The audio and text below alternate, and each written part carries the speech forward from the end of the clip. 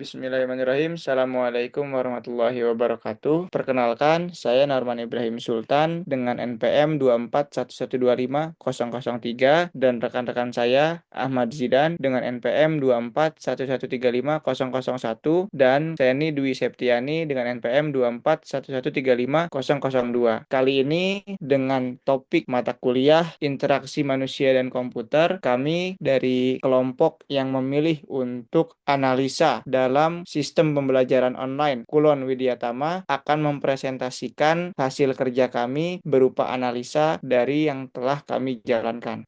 Untuk materi pertama akan disampaikan oleh Kak Seni, selanjutnya oleh saya dan Kak Ahmad Zidan. Kak Seni dipersilahkan. Baik, terima kasih. Saya akan menjelaskan tentang review dari tugas-tugas sebelumnya. Yang pertama adalah latar belakang. Latar belakang dari permasalahan Kulon ini adalah seiring dengan perkembangan zaman teknologi, sistem pembelajaran mengalami perubahan yang sangat signifikan. Metode tradisional yang berbasis tatap muka kini telah bergeser ke mode pembelajaran daring atau online, terutama sejak pandemi COVID. Mempercepat adopsi teknologi di dunia pendidikan, universitas dan institusi pendidikan mengandalkan learning management atau LMS dan platform pembelajaran digital seperti Google Classroom ataupun Zoom. Meskipun menawarkan fleksibilitas dan aksesibilitas, pembelajaran online masih menghadapi banyak tantangan yang mempengaruhi efektivitas proses belajar mengajar. Next, dari berbagai permasalahan, kita mensurvei beberapa mahasiswa dalam Google Form, dan ini dari hasil survei yang dilakukan ada beberapa permasalahan utama pada sistem pembelajaran online Kulon, diantaranya belum adanya notifikasi atau fitur pengingat ke email jika ada tugas maupun kuis dari dosen ke mahasiswa. Belum ada fitur push notif ke email mahasiswa untuk ada kelas perharinya, karena sebagian mahasiswa ada yang tidak tiap hari membuka Kulon. Belum adanya fitur notifikasi yang langsung terhubung ke WhatsApp ataupun email. Belum adanya fitur live chat. Belum adanya video materi ataupun video pembelajaran. Next, dari permasalahan itu kita bikin user personanya dari salah satu mahasiswa yang mengisi survei, yaitu Ahmad Zidan, anggota kelompok kami sendiri. Di sini ada biodatanya. Tentang usernya, merupakan mahasiswa Universitas Widyatama yang berasal dari Kediri, Jawa Timur, dengan permasalahannya yaitu sering mengalami kendala koneksi internet saat kelas online, kurangnya interaksi dengan teman dan dosen, dan sulit memahami materi tanpa penjelasan langsung dari dosen. Tujuan dan kebutuhannya ingin memahami materi dengan lebih mudah dan efektif, mengirimkan sistem pembelajaran yang lebih interaktif secara online, ingin mendapatkan pengalaman pembelajaran yang tidak membosankan. Next, proses bisnis untuk LMS Widyatama.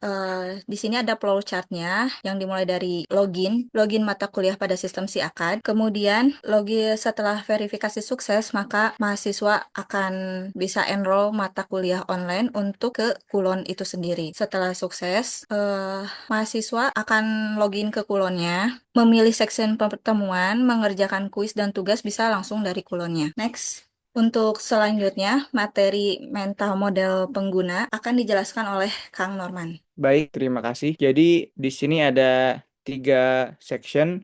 Yang pertama ada enroll mata kuliah pada sistem SIAKAD. Jadi untuk sistem perkuliahan di Widyatama ini, mahasiswa diharuskan melakukan enroll terlebih dahulu melalui platform SIAKAD, yang dimana di dalam platform tersebut ada beberapa alur. Yang pertama masuk sistem SIAKAD dengan menginput data-data sebagai berikut: NPM, password, CAPTCHA, lalu selanjutnya login verification. Selanjutnya masuk ke menu kuliah online, dan di sini akan menghasilkan login sukses, dan di sini centang mata kuliah yang dipilih untuk dapat di-enroll. Setelah itu barulah enroll dapat ditampilkan notifikasinya dan enroll sukses. Setelah enroll berhasil, dari mahasiswa sendiri bisa mengakses mata kuliah tersebut melalui aplikasi atau platform learning management system, di mana untuk yang pertama login LMS terlebih dahulu dengan email, password, dan login verification. Selanjutnya mata kuliah yang telah di-enroll dapat dilihat, dan enroll sendiri apabila telah sukses dapat ditunjukkan data mata kuliahnya. Selanjutnya memilih mata kuliah yang sudah dipilih untuk dapat melihat detail dari informasi mata kuliah tersebut. Selanjutnya di dalam mata kuliah yang telah dipilih terdapat section pertemuan, yang dimana section ini merupakan informasi dari dari tugas-tugas tiap minggunya yang ada di mata kuliah tersebut. Di mana informasi ini antara lain ada informasi, modul, tugas, dan kuis yang informasi tersebut diisi oleh dosen untuk diterima oleh mahasiswa. Lalu ada melihat modul, tugas, dan kuis yang bisa dilakukan oleh mahasiswa. Dan terakhir, untuk implementasi tugas dan kuis, di sini dari mahasiswa sendiri bisa mengirimkan file dan juga bisa mengirimkan submission atau berupa dokumen yang telah dibuat. Di sini ada analisa mental model pengguna, enroll mata kuliah pada sistem SIAKA seperti yang tadi telah disampaikan. Langkah awalnya di sini ada masuk ke sistem SIAKA dengan NPM dan kata sandi. Selanjutnya ada proses pendaftaran. Setelah login berhasil, pengguna memilih mata kuliah, lalu konfirmasi dan mental model penggunanya. Pengguna memahami bahwa pendaftaran membutuhkan autentikasi ketat dan pemilihan manual mata kuliah diikuti konfirmasi keberhasilan.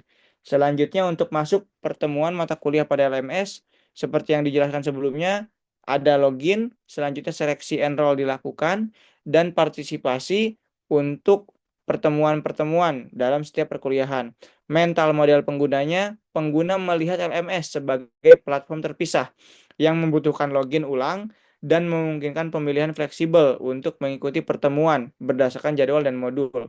Selanjutnya mengerjakan tugas dan kuis.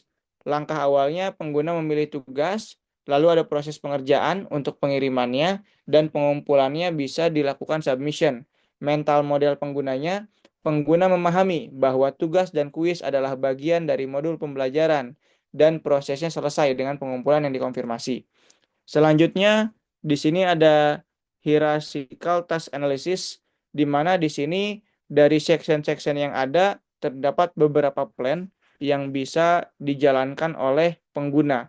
Di sini yang pertama ada login si akad untuk bisa masuk ke dalam enroll mata kuliah, di mana dalam login si akad ini akan berpengaruh dengan sistem LMS yang dijalankan oleh mahasiswa. Jadi di sini ketika belum terdapat mata kuliah pada LMS, berarti terdapat error di dalam si akadnya itu sendiri. Di sini alurnya ada login si akad, masuk halaman kuliah online, lalu pilih mata kuliah yang di-enroll. Selanjutnya enroll sudah dijalankan, lalu login sistem LMS. Yang ketiga, pada halaman dashboard tersedia mata kuliah. Lalu yang keempat, mata kuliah bisa dipilih. Yang kelima, pada saat mata kuliah sudah diklik, section pertemuan bisa dipilih. Lalu yang keenam, dapat melihat informasi model, tugas, dan kuis. Yang ketujuh, mengerjakan kuis dan tugas. Dan yang kedelapan, melakukan submit kuis dan tugas. Dan di sini model konseptual yang kami simpulkan, langkah-langkahnya yaitu si akad terlebih dahulu. Jadi memang harus ada enroll terlebih dahulu untuk mata kuliah. Lalu ada LMS, masuk ke Learning Management System. Lalu ada masuk ke mata kuliah. Dan selanjutnya dapat melihat section pertemuan. Dari section tersebut dapat menampilkan materi dan menampilkan tugas dan kuis. Tugas bisa disubmit dan yang terakhir melihat hasil nilai berupa nilai dan feedback dari dosen. Selanjutnya materi mockup UI akan disampaikan oleh Kang Zidan. Kang Zidan dipersilahkan. Baik, untuk mockup UI, berikut ini adalah revisi dari mockup UI dari UI yang sebelumnya ada.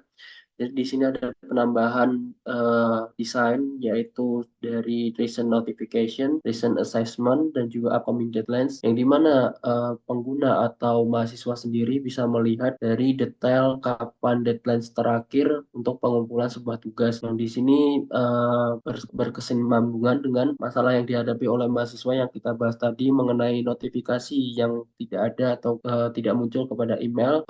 Pada desain ini bisa ditampilkan pada sebuah website untuk notifikasinya. Dan next, nah ini untuk mockup UI pada assignment tugas, yang dimana di sini pada assignment tugas kita bisa melihat grading score-nya di sebelah kanan dan juga status submission-nya, yang dimana mahasiswa tidak salah ketika menginputkan tugas lagi. Next, baik untuk justifikasi perubahan desain, yaitu desain itu lebih minimalis dan mudah mengerti. Kemudian pada desain dashboard dapat menampilkan deadline assignment dan notifikasi tugas masuk. Kemudian desain assignment-nya menampilkan grading score lebih jelas. Next, untuk rencana pengembangan ke depannya, kami merencanakan untuk lebih menambahkan video learning ketika Jimmy dosen agar rekordan video ataupun learning system yang sudah dijalankan bersama dosen dapat diinputkan atau di-upload ke dalam sistem Kulon dan kami bisa melihat atau memutar kembali materi yang sudah kami pelajari.